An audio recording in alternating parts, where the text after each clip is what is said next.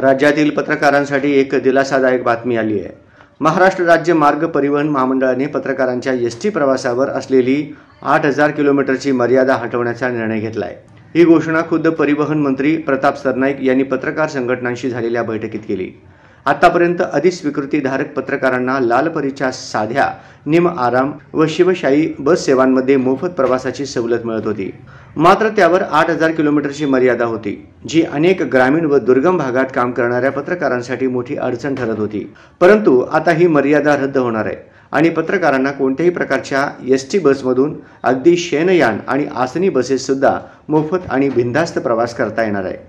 यात आणखी एक सकारात्मक बदल म्हणजे लवकरच पत्रकारांसाठी ऑनलाईन रिझर्वेशनची सुविधा देखील सुरू होणार आहे। ही सुविधा सुरू झाल्यानंतर पत्रकारांना लांबच्या दौऱ्यांसाठी किंवा वेळेवर रिपोर्टिंगसाठी अधिक सोयीचं आणि सुरक्षेचं साधन मिळणार आहे।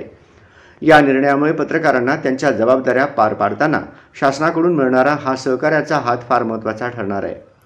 मात्र याचा लाभ केवळ अधिस्वीकृतीधारक पत्रकारांनाच मिळणार आहे। त्यामुळे योजनेच्या योग्य अंमलबजावणीसाठी पत्रकार संघटनांनी आता जागरूक राहण्याची गरज आहे।